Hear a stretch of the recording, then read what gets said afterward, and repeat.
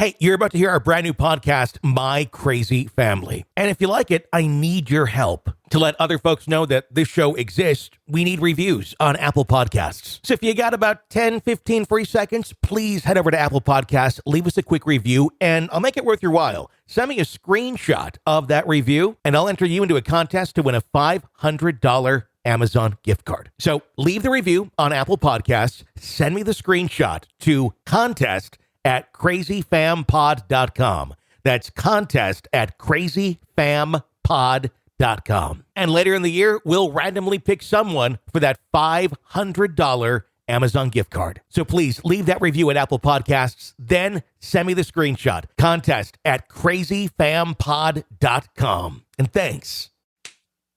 Hey, Stacy, have you ever spread human remains or ashes before? That's an interesting question. I don't think I have. Everybody that I've ever known that's passed away, they've only been just buried, but never cremated. Well, it's a good thing you're not like spreading pinkies out or over the river or something. But ashes are something you got to be careful with because they're ashes. They're very light. And when you mix them with things like alcohol and an unruly family and a beach and wind, well, things can go horribly wrong. My Crazy family. My Crazy Family. Welcome to the program. You should have pressed subscribe wherever you download podcasts. Just do that right now, really quick. Just put it on the phone, boom, subscribe. You're not going to miss it. New episodes right now every Monday and Wednesday here of My Crazy Family. We do greatly appreciate that. And leave us a review there on Apple Podcasts, too. Helps us exist and let people know that we exist in the algorithms there of Apple Podcasts. It's Tony and Stacy Cole with you on today's episode of the program. What's going on? Well, it's another crazy episode. We keep ratcheting up the bar of crazy, and I like that because I came from a crazy family, so it helps me to hear that, hey, I'm not alone in this. My family was just off the wall in so many regards, and it's comforting. It's comforting to know that I wasn't the only one. So I was just going to say, does it make you feel a little bit better? You know, It does. Because it's like you think like yours is the craziest, and you're like, well, it's not semen pancakes and shootouts. Oh, I still can't get that out of my head, and I don't even. It bothers me to the point where I have looked at my food twice before taking a bite. It's a good thing your significant other's reaction wasn't like, what's wrong with that? Yeah. Wait a minute. If you don't know what we're talking about, you have to go back to the last podcast and take a listen because your life will never be the same. I guess my question on that I didn't ask on the last episode about the man who made semen pancakes for his wife and really got off on her eating them is, did he just, aren't you going to have any, honey? No, I'm just going to have the bacon. Is that how he did it for his whole marriage? It's just like, I'm good. My God. Yeah. Did he make separate pancakes for her? Usually when you mix the stuff up, it's all in one bowl and then you just spoon it out of there. Why do you have two batches of batter? Or I don't know. I suppose if you're not really paying attention and you're not the one who makes pancakes, you really wouldn't know, especially if they got up a little bit earlier than you. Because I'm guessing she wasn't like sitting on the counter eating grapes. He's like, hang on, let me get the semen out. And can you measure out about 2 tablespoons of semen for me and just bring it over? I'm thinking he's getting that in there before she noticed. I guess the other. And go ahead. What kind of sicko are you if you're eating your own? That's even. I guess that's a problem. I wonder if he did that or if he's just like, I'm not a pancake person. Be that's aware. Your first warning sign right there. Be aware, Who doesn't ladies. like pancakes. If your significant other is not a pancake person, there may be a reason. And if he thoroughly enjoys you eating pancakes, there may be a reason. Now everybody's going to be so many people like second guessing their weekend. Those pancake breakfast things that you go to as fundraisers, they'll never be the same. Well, you got to think too, and this is an interesting thought. Typically, restaurant situations, let's say you're going to the wherever for brunch on Sunday or Saturday or something. The restaurants typically have the lowest of the rung working on breakfast cookery because it's a place you can learn a lot. It's kind of like the starting point for a lot of cooks and chefs as they're kind of trying to work their way up in a public setting. So you start there. So you also at that point have a lot of kind of entry level folks that may not, be so serious about getting into the culinary field, but more so about jerking off in your waffle. So you got to look at Belgian waffles too. Anything where, I've questioned, not that I thought semen was in it, but I've questioned the sanitariness of hotel pancakes before. Where, you eat the ones where you go down into the lobby kind of area and you make them yourself. You press it's like in a nacho cheese pump, but it's pancake batter. And then you do that and then you pour it onto the thing and then it makes you a pancake or a waffle. I've had some of those where I'm like, don't use the batter. Like I smell it and it's like, this has been out. My thought is usually it's just been out or been, not refrigerated properly for days. But I don't know. Now I'm going to have a second thought on that. And me both. Is this something that's just hasn't been refrigerated correctly, or do I smell semen? Or has it been sitting under the sink for a year? I think you'll have more of that, honestly, in a lot of La Quintas than you will someone jerking off in the pancake batter. But you never know. You just never know. So I'm happy that we can plant that little bit of pancake. I guess the word would be now breakfast insecurity in the lives of our listeners.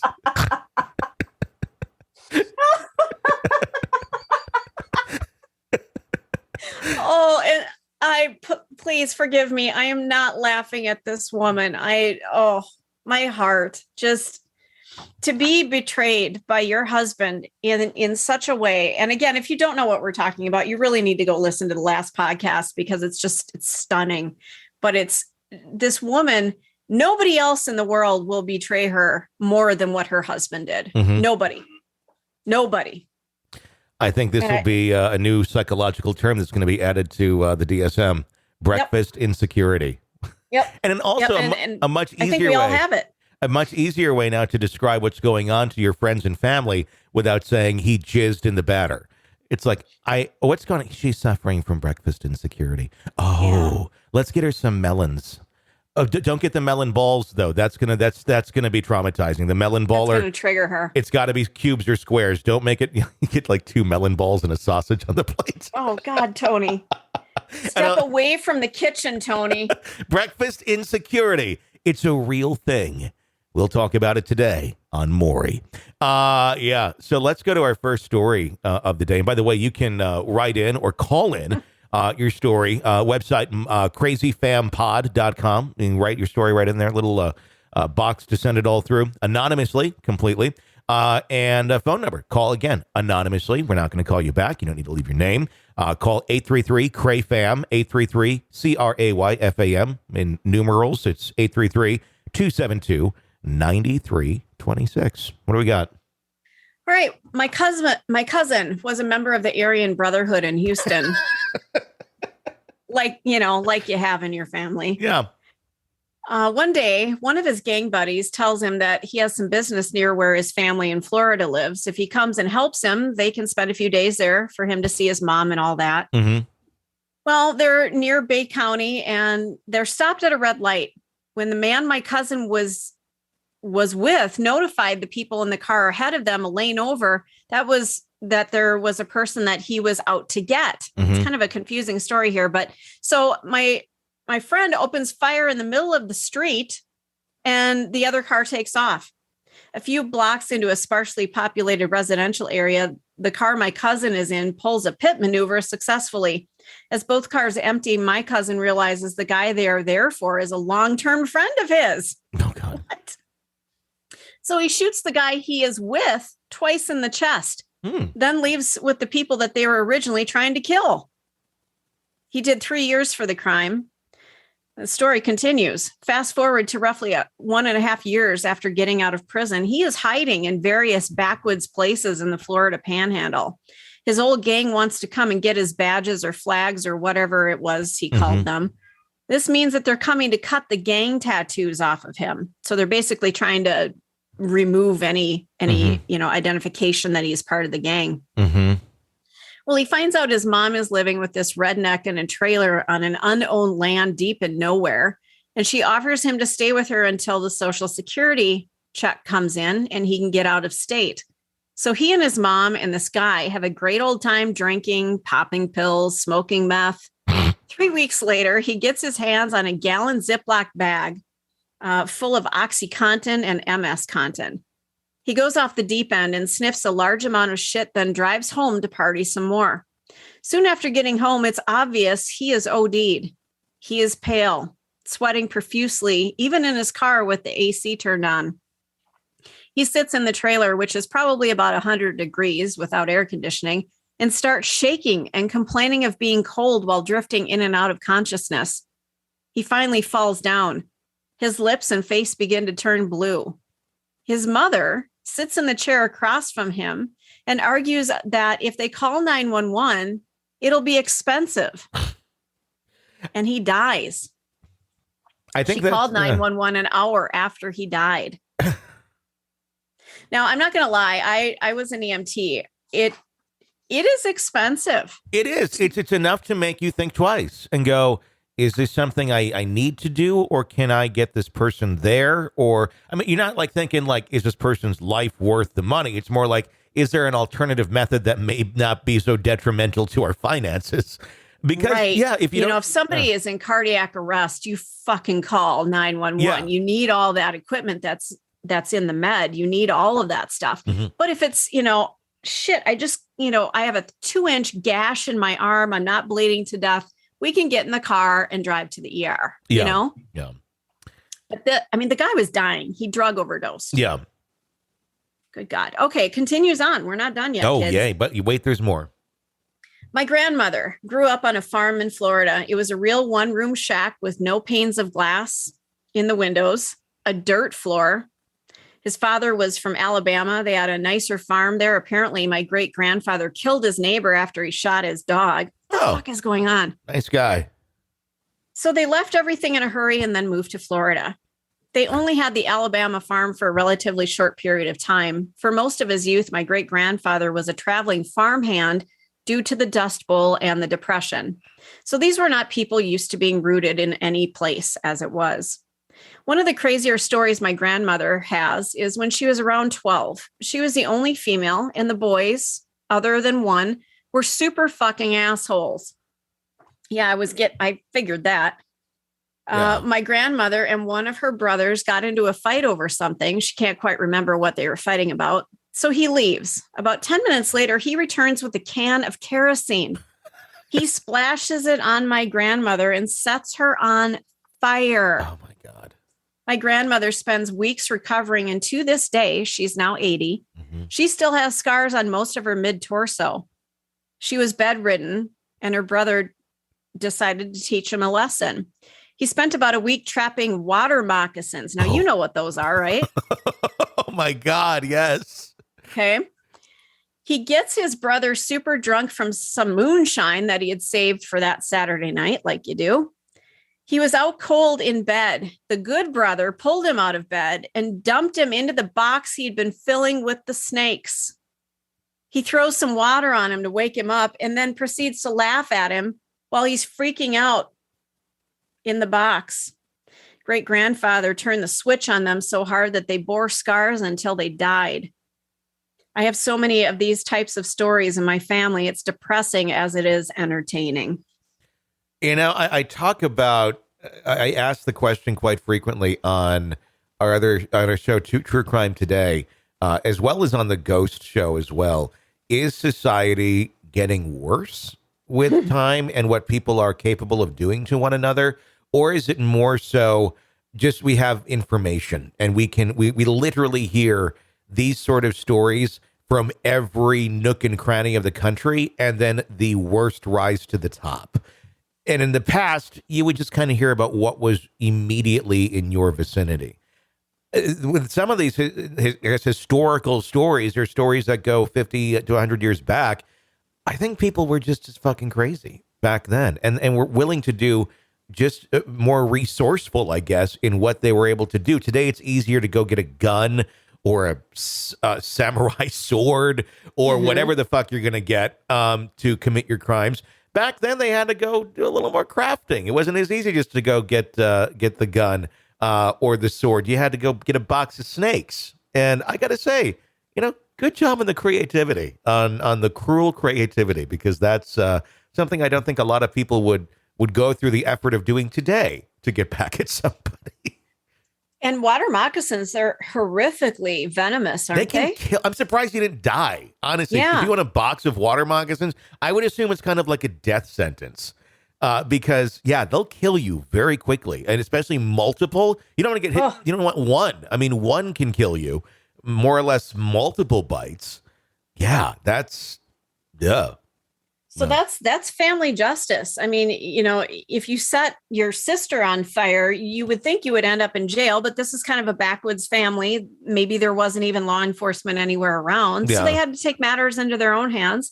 And what better way to do it than with snakes, with nature? The way it would have been handled back then, even if they did know law enforcement, and be like, "Do you hear what he did? Yeah, what did the dad do? Like, oh, he beat the shit out of him. Oh, well, he had it coming." That's how that would go. It wouldn't be like he beat the shit out of him. Oh my God, and then they're both in jail. Now I'm just like, oh, well, he had it coming, which he did. If he if he did set his sister on fire, in that case, I would condone the father being like, "You need to learn a fucking lesson because you're out of fucking control." And with some people like that, I don't know. I've never been physical in my life. I've never hit anybody. I've never been hit. But if you set my daughter on fire, I don't care if you're my son or not. You're going down, motherfucker, and you will learn a lesson. That's just fucked up.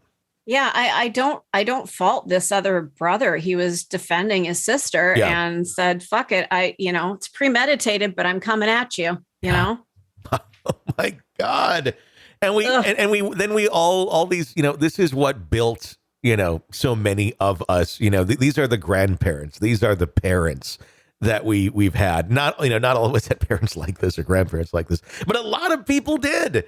And then we wonder today, like, why do we have so much anxiety? Why do we have so much depression? Because a lot of that shit carries forward. If you're living your life and you're in fear that your brothers are going to fucking light you on fire or throw you in a box of snakes, that anxiety you're going to live with for the rest of your life. And should you have children, that anxiety then passes. It doesn't just end with you. It goes on generationally. So your experiences that you have, your traumas that you have, do genetically pass on. And it's nature's way of then preparing the next generation for what it may have to deal with. That's how we evolve and such. But so much of these things are completely preventable, and anxiety that one shouldn't have to begin with, because it's all inflicted on each other by each other when it's not needed. And then, you have 2022 and everybody's like totally fucking stressed out and wondering what the fuck and doing crazy shit. Look back at what Nana and Pappy did. And it's all the stories. Yeah. It's not always just, they worked hard on the farm and then they sat down to the country dinner and grandma made fried chicken and we had fresh milk. No, it's shit like this. I think this is more prevalent than that, quite honestly. I think you're right. I think you're absolutely right. This is how it was done.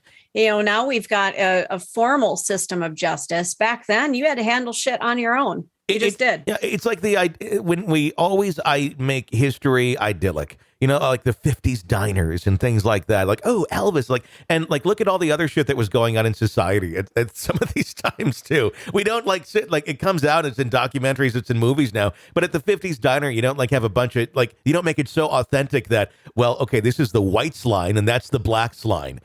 You want to make it really authentic and see what life was like back then? Let's do some of that shit. And in no way am I saying we should do that, because it's totally wrong. But it ain't authentic, and it's not all fucking ponies and rainbows in the past. But we like to think that, because we don't like to admit our faults or the faults of our parents, and our parents don't like to admit their own faults, and they don't want to admit the faults of their parents. And so we take and pick and choose what history was, and we're real quiet about the fucked up things. And then the future generations don't really realize how fucked up things were, and they're more shocked when they do. How did that ever happen? Well, it wasn't just poodle skirts and hamburgers. Isn't that the thing? Yeah. I mean, yeah, you look at, like Back to the Future, the movie, and you're like, oh, it looks so peaceful and wonderful. Not if you're black, not if you're of any color, not if you're a woman, not if, it's just like, no, this is, it's just funny how dumb we can be. Yeah. And, speaking of racism, our next one, a few years ago, we had a gathering of my mom's side of the family. We knew our grandma, her mother, and aunt's family, but beyond that, we'd never really met or heard anything about them. She warned us that her Aunt Joyce was a character, but we were totally unprepared for what that meant. We had taken a family photo with my best friend, Marcus, who was the token black kid in my small town growing up.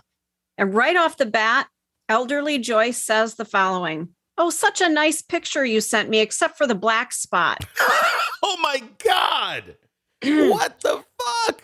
Right? Followed immediately by, "I have some shotguns for sale. You want to see them?" Oh my God. I have some shotguns for sale. Right after mentioning there's a black person in the photo, I got guns. God. Okay. So she also kept asking my girlfriend at the time if she was cold and where she was from, with the answer being Hawaii, but Joyce appeared very suspicious about that. Later, we realized that Joyce thought my girlfriend was being slutty by not wearing shoes or socks in the house. What? Right now I'm barefoot. I'm being a whore right now. Yeah, no kidding. Joyce also okay. I say this a lot. Sit down. You're going to need to be seated for this. Mm-hmm. Joyce used to be a professional women's league pitcher and drove around in a massive pickup with a lift kit at the ripe age of 82. Oh my God. God, I hope she has a cigarette hanging off the side of her mouth right now. Yeah. Yeah. Aunt Joyce is a character. That's for sure. Otherwise known as racist. But yeah. This is an example of where at some point somebody just said, oh, they're from a different generation. And nobody corrects them. Everybody's just like, yeah, Joyce is a little racist. It's just something we deal with. Oh my, get out of my house. Yeah. Just get out. There's a lot to be said. I mean, I think there's a lot to be said about the company that you keep and the people, whether it's family, whether it's friends or whatever. And my whole life, it's probably why I don't have many friends. I've been very, very particular on that. And and it's not just the way that one would treat me. There's plenty of people who treated me very well, but then I watch how they treat others. And when I see that and it's unacceptable and it's ridiculous and it's in no way I would ever remotely consider treating someone else, but then they come back to me like, oh, then everything's great. I don't want to be friends with that person anymore. I don't even care what our history is. I don't care if we grew up together and I didn't realize that about you until we're older and then I see a whole different side. I have no problem cutting the cord from almost anyone if need be. And I don't think that's a bad thing. I don't like to just have acquaintances that are horrible fucking people. It's like the world of politics where anybody who is anybody that's well known, they had to kiss ass to so many people that they probably otherwise wouldn't have anything to do with. And then it comes back to bite you in the ass. Because it's look who you're friends with. And it's whether you're friends or not, the fact that you wanted to stand there and take a picture with that fucker tells me a lot about your character. Like Jeffrey Epstein, for example. Anybody. I don't care who the fuck you are. I don't care what party you're in. If you sat there and you took a picture with him, you knew what the fuck he was up to. And there's no way that you didn't know what he was up to. And if you didn't know the horrid details, you at least had an inkling that this guy's doing this sort of shit. But we're all just like, well, he does that over and maybe not. And no, but there was a different mindset in even the 90s where this stuff was just, we thought we were current. We thought we were with it then. But I look back on some of that and I go, holy shit, how did we just accept this? But society did. And everything just did. It was, I watched the Woodstock 99 documentary on Netflix the other day. And the horrible way that women were being treated at that festival. Yeah. And how so many of them almost, I played into it as well. The women did, where it's like, you do realize like all these horny men here have nothing but intent other than to rape you when you take your clothes off and walk amongst this crowd of people. That's what's going to happen. But there was this weird attitude of anything goes, whatever happens, and everybody's high and drunk, or I don't know. There was a totally different atmosphere that everyone played into, and we were just like, well, that's what happens. That's what happens. But isn't it also this weird like mob / group mentality that takes over, that your personal morals would never play along with that? But if you see a bunch of people doing it, you kind of figure, well, maybe it's okay. Yeah. I mean, and when you're 19, 20, 21, you're still an idiot. We were all idiots at that age. I'm not saying that's anything new. You're young and you're dumb, and you're going to go along with the crowd much easier than you would when you're older. And you put yourself into situations that you don't realize how bad they could get. So I feel horrible because I think so many of the women that were there were pretty innocent. They came from just smaller middle towns. And then they thought, oh, everybody's peace and fun and naked. And then you hear all these horrific stories of rapes and this and that. And I think a lot of people thought, oh, it's going to be peaceful and lovely. And then that sort of shit went down. Yeah, the mentality was insane. But even beyond something like Woodstock 99, you have R. Kelly, for example. Yeah. Everybody knew he was married to Aaliyah in the 90s. And it was just it was like hinted at as like kind of a dirty secret on like MTV Raps or something. And it was like, oh, that's wrong. But we all kind of said, oh, okay, well, they're famous. They must know better than us. And we had people on these pedestals of they can do whatever they want. Doesn't matter. And then he gets convicted and found innocent. But we all saw a video of him fucking a 14-year-old. And and then after that, he had some of the biggest hits of his career. It wasn't like now we're shunning him and he's gone. Oh, no. The timeline, which I think a lot of young people have no idea about, was not that. We knew he was fucking 14-year-olds. It was on camera and was being sold on the street and it was on the internet and all that shit. And then we still said, oh, let's step in the name of love. and we did. And his music still gets played. And we all know what a fucking monster he is now. But there's something, there was a different place in the culture where some of these things were just like accepted, or some people had passes to it, and it was fucked up. Especially when somebody is a celebrity, it just turns our way of thinking that they can do no wrong. Mm-hmm. And then when they do wrong, we look the other way. But we used to. Now it's destroy, destroy, destroy. But I don't think we look the other way now. Now I think we dig in and try and almost find shit that they otherwise wouldn't. Like, you said this in 1994. Yeah. And it's like, and then people get torn down for that. I mean, we've all said horrible, dumb shit throughout our life. I mean, I don't think I have anything that I ever said on tape that was, horrible. But if I did in the 90s or something, my opinion would be, I was young, I was dumb, and I've evolved. And that's the beauty of life, is you can realize your mistakes and not believe them 20, 30 years later. But nobody wants to give anybody that opportunity half the time, even though they've never lived a life anything other than like on the up and up. But maybe they said something dumb when they were 18.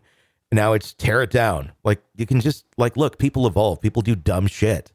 And if everybody had a microscope on them from that age, you're going to find a ton of shit. I mean, that's what I feel bad for with the younger generation, because all that's documented. I'm so glad life wasn't as documented as it is today when I was a teenager. Oh, if Facebook, Twitter, Instagram, if that had been around when I was a kid, my life would have been completely different. The amount of stupid shit you say at that age, and you don't mean it, because a lot of times you're going along with a crowd or a group, and that's fucking how people are. But now everything's documented, and now everything's going to be looked back upon. And, oh, you feel this way? Like, people are going to be looking at this in 50 years going, well, I said that like in 2001, and I'm 48 now. Like, well, unfortunately, we're not going to. Yeah, but you said it. Exactly. You said it. I can only hope the pendulum is swung back to sanity once, that time comes. Because we can't sustain this world of let's find any flaw we possibly can in a human being and completely discredit them and destroy their lives. You can't do that. You just, and it's not just being done on a celebrity basis. People do that on a personal basis with the information that's out there on people. And no, it's very true. It's not realistic. It doesn't have context. It's not fair to life. I mean, if one person is walking around doing horrible shit left and right, and it still is, that's another story. Somebody made a dumbass comment when they were 17. People make dumbass comments when they're 17.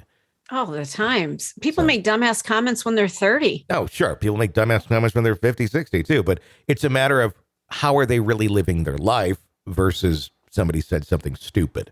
Family decides to spread a grandma's ashes at the beach. What's going on there? All right. My grandmother passed away about 1.5 years ago. She kind of held the family together. So after her passing, we were all pretty torn up about it. The funeral was a nightmare. That's another story, but we made it through. I kind of want to know about the funeral, but we go on.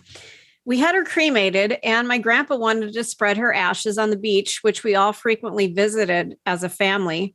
So we plan on spending the day at the beach and at some point spread her ashes that day. My dad, dealing with PTSD and never being a very emotional person, was struggling with this and got very angry about the whole idea for some reason. We go to our regular beach access and hang out for a bit. It's crowded like it normally was.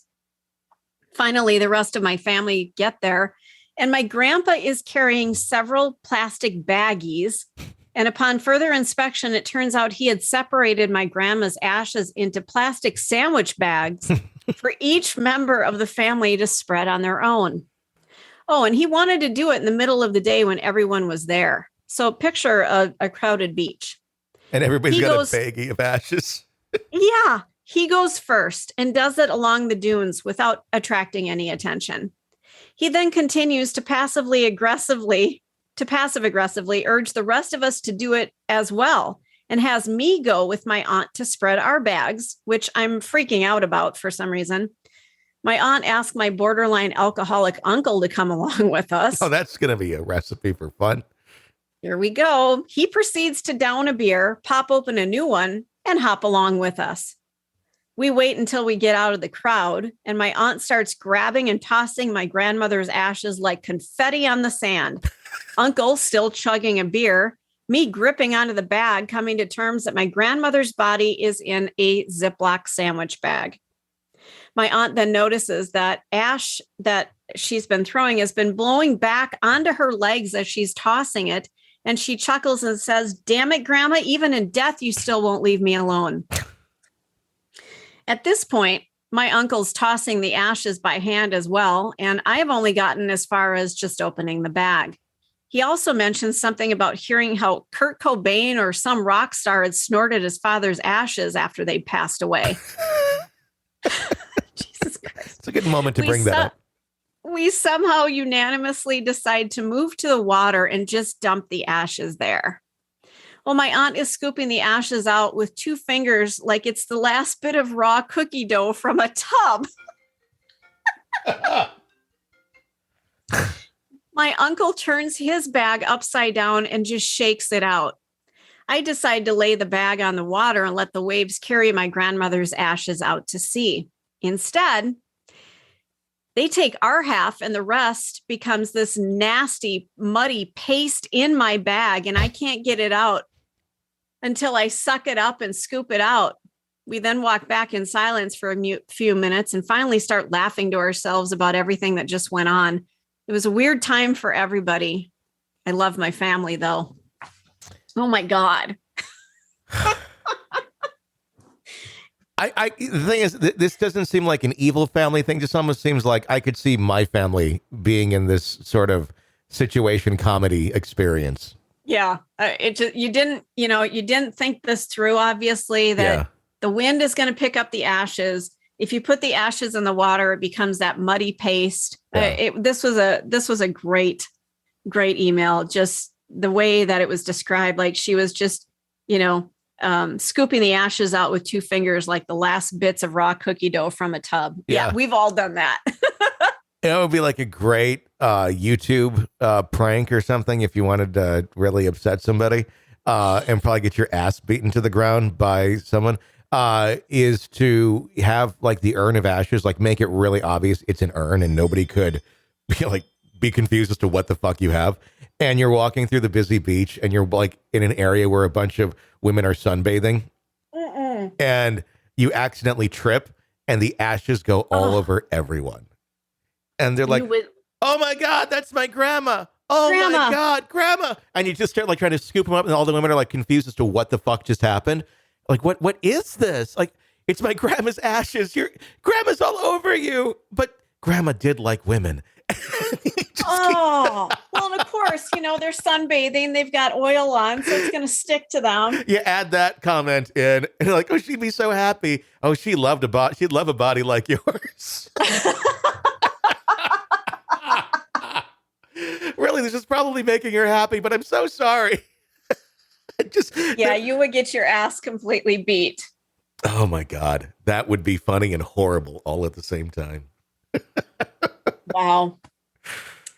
What a fun story. I mean, fun story, maybe not, but at least it ended well. It sounds like they have a pretty decent grasp of who their family is. And yeah, we do some weird shit, but I still love them.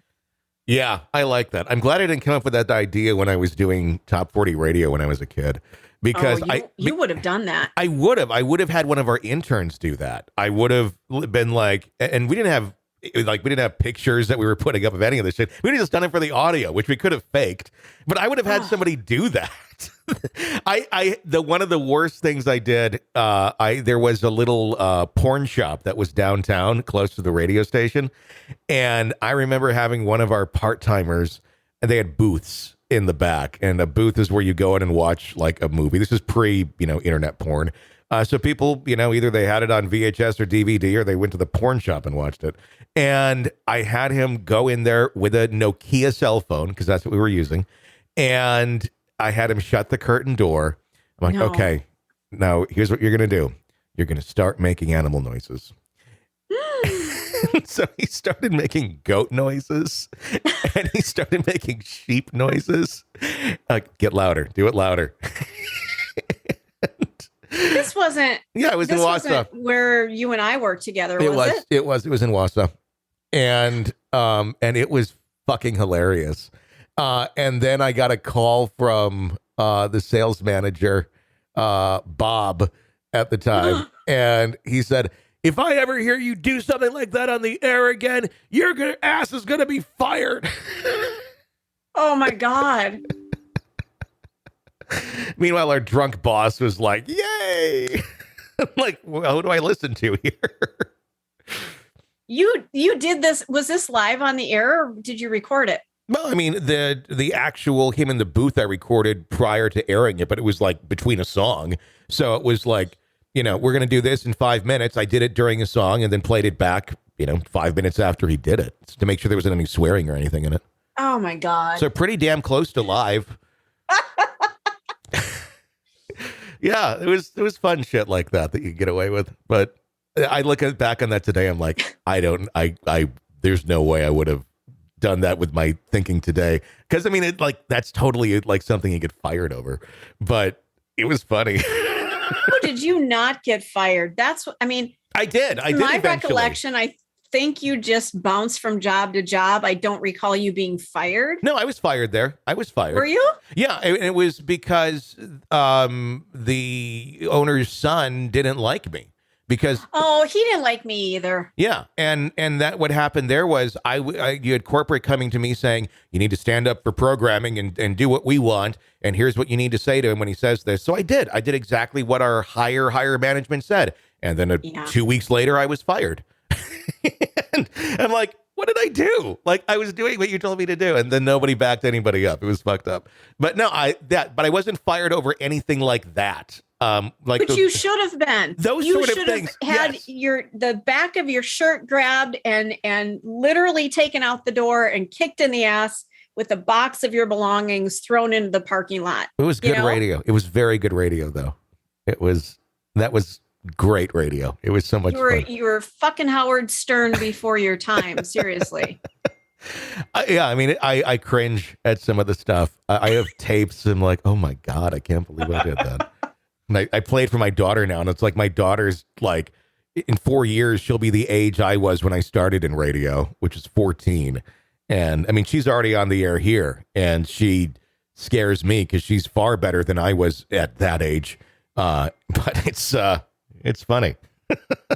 Oh, I just love it. I listen to you all the time, which was weird because when you work in radio, you don't listen to radio. Yeah. I know that sounds weird, but you don't. Mhm. You know, when you're off air, you don't want to listen to it. You don't. You want to hear music, but you don't want to hear other jocks. Yeah. And I remember I actually listened to you because you were cutting edge, you were funny, and you were unafraid. You did everything. I was unafraid or ignorant is the correct word. Well, in retrospect, yeah.